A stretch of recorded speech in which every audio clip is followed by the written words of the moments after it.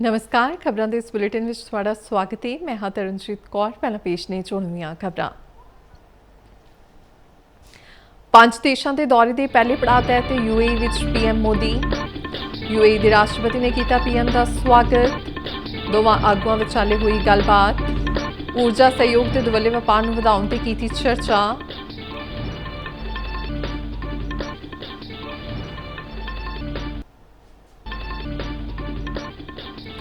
विदेश मंत्री एस जयशंकर ने ईरानी हम रुतबा नाल कीती मुलाकात। पश्चिमी एशिया विच चल रहे तणाव सने कई मुद्दों ते कीती चर्चा। गलबात ते कूटनीति राही मसलियां दा हल करन ते दिता जोर।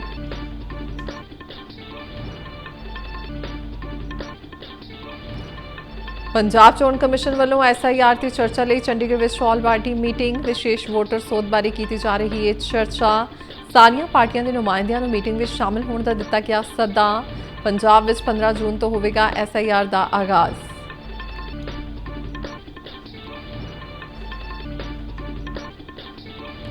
हरियाणा के CM सैनी ने भाजपा के कौमी प्रधान नितिन नबीन नाल कीती मुलाकात। फुल्लां दा गुलदस्ता भेंट करके कीता स्वागत। दस्तारधारी दिख विच नजर आए CM Saini.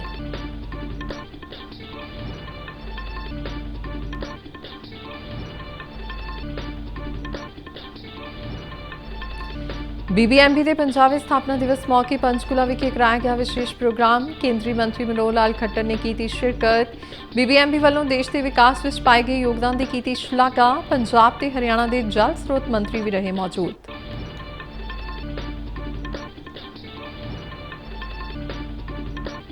Bamboo man of India Pasha Patel की पंजाब के किसानों नूं सलाह। कहा मौसमी तब्दीलियां के प्रभावों बारे किसान होण जागरूक। उत्पादन ते पै सकदा है वड्डा असर। PM मोदी वालों दिते ऊर्जा दाता संकल्प की भी की व्याख्या। ते हुण खबरां विस्तार नाल। प्रधानमंत्री नरेंद्र मोदी अपने 5 देशों के सरकारी दौरे के पहले पड़ाव तहत संयुक्त अरब अमीरात यानी UAE पहुंच गए ने।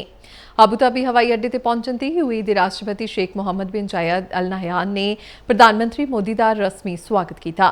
प्रधानमंत्री मोदी ने इस शानदार स्वागत लिए शेख मोहम्मद बिन जायद का धन्नवाद करदिआं सोशल मीडिया ते एक संदेश साझा किया। उन्होंने कहा कि वह भारत और UAE के संबंधों को होर मजबूत करने लिए उत्साहित ने। PM मोदी के जहाज़ को UAE के F-16 लड़ाकू जहाज़ों वालों हवाई सलामी दी गई।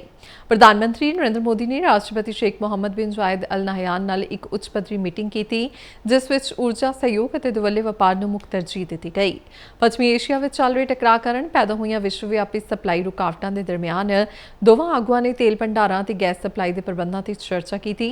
हुण भारत और UAE के संबंध सिर्फ कच्चे तेल तक सीमित नहीं रहे सगों कुदरती गैस नविआउणयोग ऊर्जा और सिविल परमाणु सहयोग तक फैल गए ने।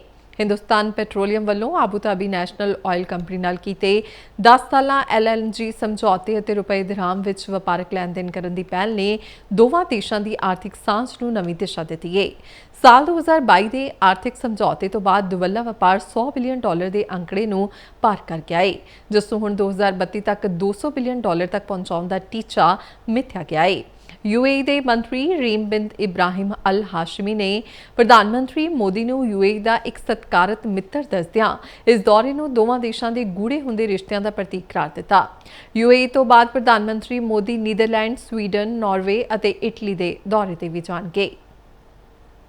UAE पर हुए हमलों की हम कठोर निंदा करते हैं। UAE को जिस तरह निशाना बनाया गया है ये किसी भी रूप में स्वीकार्य नहीं है। पर इन कठिन परिस्थितियों में आपने जिस संयम, करे और विजन का परिचय दिखाया यह बहुत ही सराहनीय है। राष्ट्रीय एकता, सुरक्षा और क्षेत्रीय अखंडता बनाए रखने आपके नेतृत्व में उठाए गए कदमों का हम अभिनंदन करते हैं। कठिन समय यूएई में रहने वाले भारतीय समुदाय की चिंता करने और उनकी देखभाल की,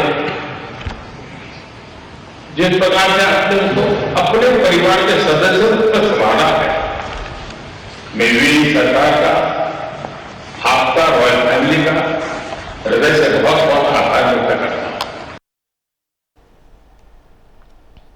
ਭਾਰਤ ਦੀ 2026 ਦੀ ਬ੍ਰਿਕਸ ਪ੍ਰਧਾਨਗੀ ਹੇਠ ਨਵੀਂ ਦਿੱਲੀ ਵਿੱਚ ਆਯੋਜਿਤ ਵਿਦੇਸ਼ ਮੰਤਰੀਆਂ ਦੀ ਬੈਠਕ ਦੌਰਾਨ ਭਾਰਤੀ ਵਿਦੇਸ਼ ਮੰਤਰੀ ਐਸ ਜੈਸ਼ੰਕਰ ਨੇ ਆਪਣੀ ਇਰਾਨੀ ਹਮਰੁਤਬਾ ਸੈਯਦ ਅਬਾਸ ਅਰਾਗਚੀ ਨਾਲ ਮੁਲਾਕਾਤ ਕੀਤੀ।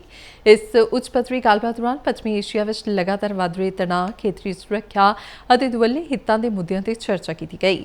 ਜੈਸ਼ੰਕਰ ਨੇ ਸੋਸ਼ਲ ਮੀਡੀਆ ਰਾਹੀਂ ਦੱਸਿਆ ਕਿ ਉਹਨਾਂ ਨੇ ਖੇਤਰੀ ਸਥਿਤੀ ਦੇ ਆਲਮੀ ਪ੍ਰਭਾਵਾਂ ਅਤੇ ਕੌਮਾਂਤਰੀ ਜਲ ਮਾਰਗਾਂ, ਖਾਸ ਕਰਕੇ ਸਟ੍ਰੇਟ ਆਫ ਹਾਰਮੂਜ਼ ਅਤੇ ਲਾਲ ਸਾਗਰ ਵਿੱਚ ਸਮੁੰਦਰੀ ਆਵਾਜਾਈ ਦੀ ਸੁਰੱਖਿਆ ਤੇ ਚਿੰਤਾ ਪ੍ਰਗਟਾਈ ਹੈ। ਉਹਨਾਂ ਨੇ ਜ਼ੋਰ ਦੇ ਕੇ ਕਿਹਾ ਕਿ ਕਿਸੇ ਵੀ ਵਿਵਾਦ ਦਾ ਹੱਲ ਸਿਰਫ ਗੱਲਬਾਤ ਅਤੇ ਕੂਟਨੀਤੀ ਰਾਹੀਂ ਹੀ ਸੰਭਵ ਹੈ। ਪੰਜਾਬ ਵਿੱਚ ਵੋਟਰ ਸੂਚੀਆਂ ਨੂੰ ਦਰੁਸਤ ਅਤੇ ਅਪਡੇਟ ਕਰਨ ਦੇ ਟੀਚੇ ਨਾਲ ਪੰਜਾਬ ਚੋਣ ਕਮਿਸ਼ਨ ਵੱਲੋਂ ਅੱਜ ਚੰਡੀਗੜ੍ਹ ਵਿਖੇ ਇੱਕ ਅਹਿਮ ਆਲ ਪਾਰਟੀ ਮੀਟਿੰਗ ਬੁਲਾਈ ਗਈ ਹੈ। ਇਸ ਮੀਟਿੰਗ ਦਾ ਮੁੱਖ ਮੰਤਵ ਆਉਣ ਵਾਲੀ ਵਿਸ਼ੇਸ਼ ਵੋਟਰ ਸੋਧ ਪ੍ਰਕਿਰਿਆ ਬਾਰੇ ਸਾਰੀਆਂ ਸਿਆਸੀ ਪਾਰਟੀਆਂ ਨਾਲ ਚਰਚਾ ਕਰਨਾ ਹੈ। ਇਸ ਤੋਂ ਪਹਿਲਾਂ ਬੀਤੇ ਦਿਨ ਚੋਣ ਕਮਿਸ਼ਨ ਨੇ ਪੰਜਾਬ, ਹਰਿਆਣਾ ਅਤੇ ਕੇਂਦਰ ਸ਼ਾਸਿਤ ਪ੍ਰਦੇਸ਼ ਚੰਡੀਗੜ੍ਹ ਵਿੱਚ ਵੋਟਰ ਸੂਚੀਆਂ ਦੀ ਵਿਸ਼ੇਸ਼ ਵੋਟਰ ਸੋਧ ਯਾਨੀ SIR ਕਰਨ ਦਾ ਐਲਾਨ ਕੀਤਾ ਹੈ। SIR ਦੀ ਤੀਜੀ ਪੜਾਅ ਤਹਿਤ ਦੇਸ਼ ਭਰ ਦੇ 16 ਸੂਬਿਆਂ ਤੇ ਕੇਂਦਰ ਸ਼ਾਸਿਤ ਪ੍ਰਦੇਸ਼ਾਂ ਵਿੱਚ ਵੋਟਰ ਸੂਚੀਆਂ ਦੀ ਮੁੜ ਘੋਖ ਹੋਵੇਗੀ। ਪੰਜਾਬ ਵਿੱਚ 24,453 ਯੂਥ ਪੱਧਰ ਦੇ ਅਧਿਕਾਰੀ 25 ਜੂਨ ਤੋਂ 24 ਜੁਲਾਈ ਤੱਕ 2,14,56,297 ਵੋਟਰਾਂ ਤੋਂ ਅੰਕੜੇ ਇਕੱਠੇ ਕਰਨ ਲਈ ਘਰੋਂ ਘਰੀ ਜਾਣਗੇ। SIR में जिसमें लोगों के घरों में BLO जो है वो जाके एन्यूमरेशन फॉर्म्स का वितरण करेंगे, वो शुरू होगा 25 जून से। 25 जून से एक महीने तक 24 जुलाई तक हमारे सारे वोटर्स 2,14,00,000 से ज़्यादा जो 2025 की वोटर सूची में हमारे वोटर्स हैं उनके घरों में हमारे BLO साहिबान जाएंगे और जाके उनके साथ एन्यूमरेशन फॉर्म साझी करेंगे, करके उन्हें ब्रीफ करेंगे कि वो एन्यूमरेशन फॉर्म किस तरह से भरा जाना है और उसके बाद उसे कलेक्ट भी करके उन्हें एक रिसीविंग जो है एक फॉर्म के रूप में दे के आएंगे। जो डॉक्यूमेंट्स की ज़रूरत हमें पड़ सकती है वो है सरकार के द्वारा इशू की गई कोई भी ID कार्ड हो, कोई पेंशन के कार्ड्स हो, या तो SC ST या OBC का सर्टिफिकेट हो, बर्थ सर्टिफिकेट हो, मैट्रिकुलेशन का सर्टिफिकेट हो, कॉलेज का कोई रिकग्नाइज कॉलेज का सर्टिफिकेट हो। ਕੇਂਦਰ ਦੀ ਪ੍ਰਵਾਨਗੀ ਨਾਲ ਕੌਮੀ ਦਾਖਲਾ ਪ੍ਰੀਖਿਆ ਸੰਸਥਾਨ ਨੇ ਨੀਟ ਅੰਡਰ ਗ੍ਰੈਜੂਏਟ ਮੁੜ ਪ੍ਰੀਖਿਆ ਲਈ ਨਵੀਂ ਤਰੀਕ ਦਾ ਐਲਾਨ ਕਰ ਦਿੱਤਾ ਹੈ। ਕੇਂਦਰੀ ਸਿੱਖਿਆ ਮੰਤਰੀ ਧਰਮਿੰਦਰ ਪ੍ਰਧਾਨ ਨੇ ਨਵੀਂ ਦਿੱਲੀ ਵਿੱਚ ਪੱਤਰਕਾਰਾਂ ਨਾਲ ਗੱਲਬਾਤ ਦੌਰਾਨ ਦੱਸਿਆ ਕਿ ਇਹ ਪ੍ਰੀਖਿਆ ਹੁਣ 21 ਜੂਨ ਨੂੰ ਹੋਵੇਗੀ। ਉਨ੍ਹਾਂ ਕਿਹਾ ਕਿ ਵਿਦਿਆਰਥੀਆਂ ਦਾ ਭਵਿੱਖ ਸਰਕਾਰ ਲਈ ਸਭ ਤੋਂ ਉੱਪਰ ਹੈ। ਸਰਕਾਰ ਵਿਦਿਆਰਥੀਆਂ ਪ੍ਰਤੀ ਸੰਵੇਦਨਸ਼ੀਲ ਹੈ। ਉਨ੍ਹਾਂ ਕਿਹਾ ਕਿ ਸਰਕਾਰ ਦਾ ਦ੍ਰਿਸ਼ਟੀਕੋਣ ਜ਼ੀਰੋ ਟੋਲਰੈਂਸ ਵਾਲਾ ਹੈ। ਪੇਪਰ ਲੀਕ ਦਾ ਪਤਾ ਲਗਾਉਣ ਲਈ ਜਾਂਚ ਦੇ ਹੁਕਮ ਦੇ ਦਿੱਤੇ ਗਏ ਨੇ। ਉਨ੍ਹਾਂ ਕਿਹਾ ਕਿ ਸਰਕਾਰ ਦੀ ਲੜਾਈ ਪ੍ਰੀਖਿਆ ਮਾਫੀਆ ਦੇ ਨਾਲ ਹੈ। ਸਿੱਖਿਆ ਮੰਤਰੀ ਨੇ ਕਿਹਾ ਕਿ ਸੋਸ਼ਲ ਮੀਡੀਆ ਦੇ ਰਾਹੀਂ ਵਿਦਿਆਰਥੀਆਂ ਨੂੰ ਗੁੰਮਰਾਹ ਕਰਨ ਦੀ ਕੋਸ਼ਿਸ਼ ਕੀਤੀ ਜਾ ਰਹੀ ਹੈ। ਉਨ੍ਹਾਂ ਵਿਦਿਆਰਥੀਆਂ ਨੂੰ ਸੁਚੇਤ ਰਹਿੰਦਿਆਂ ਸਿਰਫ ਅਧਿਕਾਰਿਤ ਚੈਨਲਾਂ ਤੇ ਭਰੋਸਾ ਕਰਨ ਦੀ ਸਲਾਹ ਦਿੱਤੀ ਹੈ। 21 ਜੂਨ ਨੂੰ ਦੁਪਹਿਰ 2 ਵਜੇ ਤੋਂ ਸ਼ਾਮ 5:15 ਵਜੇ ਤੱਕ ਨੀਟ ਦੀ ਪ੍ਰੀਖਿਆ ਹੋਵੇਗੀ। ਵਿਦਿਆਰਥੀਆਂ ਨੂੰ ਆਉਣ ਜਾਣ ਲਈ ਵੱਧ ਤੋਂ ਵੱਧ ਸਹੂਲਤਾਂ ਦਿੱਤੀਆਂ ਜਾਣਗੀਆਂ। ਦਾਖਲਾ ਕਾਰਡ 14 ਜੂਨ ਤੱਕ ਭੇਜ ਦਿੱਤੇ ਜਾਣਗੇ। ਅਗਲੀ ਵਾਰ ਤੋਂ ਪ੍ਰੀਖਿਆ कंप्यूटर आधारित होगी। लड़ाई है परीक्षा माफियाओं के साथ जो एंटी सोशल एलिमेंट अभी मतलब टेक्नोलॉजी के समय में एक नई चुनौती बढ़ रहा है। विभिन्न प्रकार की सोशल मीडिया हैंडल से भ्रमात्मक तथ्यों को रखा जाता है, गुमराह करने की फिर कोशिश किया जाता है, फिर नीट की हम लोग एग्जामिनेशन तोड़ सकते हैं, इस प्रकार की व्यवस्था को खुली चुनौती दिया जा रहा है। ये सारे को ध्यान रखते सरकार ने तुरंत CBI को काम सौंपी है। CBI ने त्वरित कार्रवाई शुरू किया है। इस बार CBI तह तक जाएगी। ਹਰਿਆਣਾ ਦੇ ਮੁੱਖ ਮੰਤਰੀ ਨਾਇਬ ਸਿੰਘ ਸੈਣੀ ਨੇ ਭਾਰਤੀ ਜਨਤਾ ਪਾਰਟੀ ਦੇ ਕੌਮੀ ਪ੍ਰਧਾਨ ਨਿਤਿਨ ਨਬੀਨ ਨਾਲ ਮੁਲਾਕਾਤ ਕੀਤੀ। ਇਸ ਮੀਟਿੰਗ ਦੌਰਾਨ ਮੁੱਖ ਮੰਤਰੀ ਨੇ ਨਿਤਿਨ ਨਬੀਨ ਨੂੰ ਫੁੱਲਾਂ ਦਾ ਗੁਲਦਸਤਾ ਭੇਂਟ ਕਰਕੇ ਉਹਨਾਂ ਦਾ ਸਵਾਗਤ ਕੀਤਾ। ਮੀਟਿੰਗ ਦੌਰਾਨ ਦੋਵਾਂ ਆਗੂਆਂ ਨੇ ਕਈ ਵਿਸ਼ਿਆਂ ਤੇ ਚਰਚਾ ਕੀਤੀ। ਇਸ ਮੁਲਾਕਾਤ ਦੌਰਾਨ ਮੁੱਖ ਮੰਤਰੀ ਸੈਣੀ ਦਸਤਾਰਧਾਰੀ ਦਿੱਖ ਵਿੱਚ ਨਜ਼ਰ ਆਏ। ਪੰਚਕੂਲਾ ਵਿਖੇ ਭਾਖੜਾ ਬਿਆਸ ਪ੍ਰਬੰਧਕੀ ਬੋਰਡ ਦੇ 50 ਸਾਲ ਪੂਰੇ ਹੋਣ ਦੀ ਖੁਸ਼ੀ ਵਿੱਚ ਇੱਕ ਵਿਸ਼ੇਸ਼ ਪ੍ਰੋਗਰਾਮ ਦਾ ਆਯੋਜਨ ਕੀਤਾ ਗਿਆ, ਜਿਸ ਵਿੱਚ ਕੇਂਦਰੀ ਊਰਜਾ, ਰਿਹਾਇਸ਼ ਅਤੇ ਸ਼ਹਿਰੀ ਮਾਮਲਿਆਂ ਬਾਰੇ ਮੰਤਰੀ ਮਨੋਹਰ ਲਾਲ ਖੱਟਰ ਨੇ ਮੁੱਖ ਮਹਿਮਾਨ ਵਜੋਂ ਸ਼ਿਰਕਤ ਕੀਤੀ। ਸਮਾਗਮ ਦੀ ਸ਼ੁਰੂਆਤ ਰਵਾਇਤੀ ਤੌਰ ਤੇ ਦੀਪ ਜਗਾ ਕੇ ਕੀਤੀ ਗਈ। ਇਸ ਮੌਕੇ ਹਰਿਆਣਾ ਦੀ ਸਿੰਚਾਈ ਮੰਤਰੀ ਸ਼੍ਰੋਤੀ ਚੌਧਰੀ, ਪੰਜਾਬ ਦੇ ਜਲ ਸਰੋਤ ਮੰਤਰੀ ਵਿਜੇਂਦਰ ਕੁਮਾਰ ਗੋਇਲ ਅਤੇ ਰਾਜਸਥਾਨ ਦੇ ਸਿੰਚਾਈ ਮੰਤਰੀ ਸੁਰੇਸ਼ ਸਿੰਘ ਰਾਵਤ ਸਮੇਤ ਕਈ ਉੱਘੀਆਂ ਸ਼ਖਸੀਅਤਾਂ ਮੌਜੂਦ ਸਨ। BBMP ਦੇ ਚੇਅਰਮੈਨ ਮਨੋਜ ਤ੍ਰਿਪਾਠੀ ਨੇ ਮੁੱਖ ਮਹਿਮਾਨ ਅਤੇ ਹੋਰਨਾਂ ਸੂਬਿਆਂ ਤੋਂ ਆਏ ਸੀਨੀਅਰ ਅਧਿਕਾਰੀਆਂ ਦਾ ਸਵਾਗਤ ਕੀਤਾ। ਪ੍ਰੋਗਰਾਮ ਦੌਰਾਨ BBMP ਦੇ ਪਿਛਲੇ 50 ਸਾਲਾਂ ਦੇ ਸ਼ਾਨਦਾਰ ਸਫ਼ਰ ਅਤੇ ਦੇਸ਼ ਦੇ ਵਿਕਾਸ ਵਿੱਚ ਇਸ ਦੇ ਯੋਗਦਾਨ ਦੀ ਸ਼ਲਾਘਾ ਕੀਤੀ ਗਈ ਅਤੇ ਭਵਿੱਖ ਵਿੱਚ ਵੀ ਇਸੇ ਤਰ੍ਹਾਂ ਸਫਲਤਾ ਦੀਆਂ ਨਵੀਆਂ ਬੁਲੰਦੀਆਂ ਛੂਹਣ ਦੀ ਉਮੀਦ ਜਤਾਈ ਗਈ।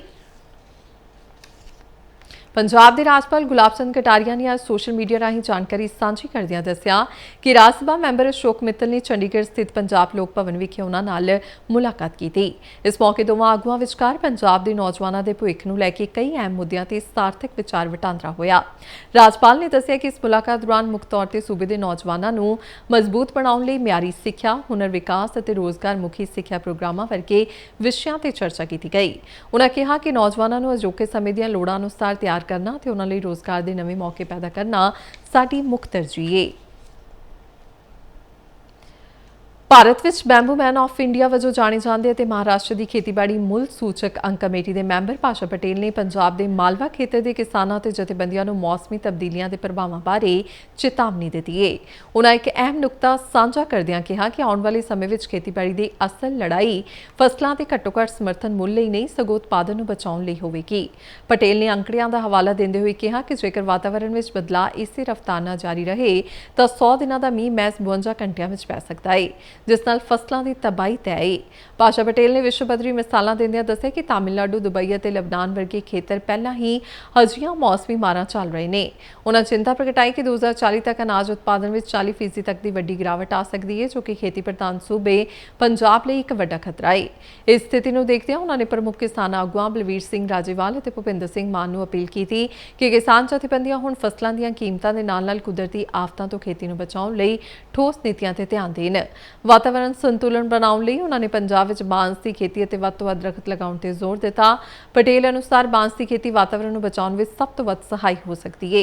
ਇਸ ਦੇ ਨਾਲ ਹੀ ਉਨ੍ਹਾਂ ਨੇ ਪ੍ਰਧਾਨ ਮੰਤਰੀ ਨਰਿੰਦਰ ਮੋਦੀ ਦੇ ਕਿਸਾਨਾਂ ਨੂੰ ਊਰਜਾ ਦਾਤਾ ਕਹਿਣ ਦੇ ਸੰਕਲਪ ਦੀ ਵਿਆਖਿਆ ਕਰਦਿਆਂ ਕਿਹਾ ਕਿ ਖੇਤੀ ਰਹਿੰਦ ਖੂੰਹਦ ਤੋਂ ਬਾਇਓਫਿਊਲ ਤਿਆਰ ਕਰਨਾ ਨਾ ਸਿਰਫ ਕਿਸਾਨਾਂ ਦੀ ਆਮਦਨ ਵਧਾਏਗਾ, ਸਗੋਂ ਪ੍ਰਦੂਸ਼ਣ ਨੂੰ ਘਟਾ ਕੇ ਵਾਤਾਵਰਣ ਦੀ ਰੱਖਿਆ ਵਿੱਚ ਵੀ ਅਹਿਮ ਭੂਮਿਕਾ ਨਿਭਾਏਗਾ।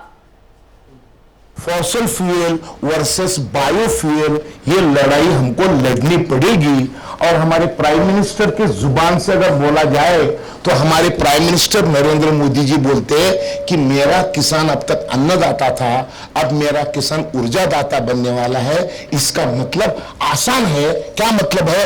अब जमीन के पेट से निकलने वाली जो ऊर्जा है फॉसिल फ्यूल, ये हमको बंद करना पड़ेगा और जमीन के पेट में हमको सारा बायोफ्यूल बनाना पड़ेगा। फॉसिल फ्यूल वर्सेस बायोफ्यूल, ये लड़ाई अगर हम लड़ेंगे तो हम बचेंगे। ਖਬਰਾਂ ਦੇ ਬੁਲੇਟਿਨ ਸਾਰੇ ਦਰਸ਼ਕ ਡੀਡੀ ਨਿਊਜ਼ ਪੰਜਾਬ ਦੇ YouTube channel, Facebook page, Instagram ਅਤੇ ਸੋਸ਼ਲ ਮੀਡੀਆ ਪਲੇਟਫਾਰਮ X ਤੇ ਵੀ ਦੇਖ ਸਕਦੇ ਨੇ। ਇਸ ਦੇ ਨਾਲ ਹੀ ਖਬਰਾਂ ਦਾ ਬੁਲੇਟਿਨ ਖਤਮ ਹੁੰਦਾ ਹੈ। ਇਜਾਜ਼ਤ ਦਿਓ, ਨਮਸਕਾਰ।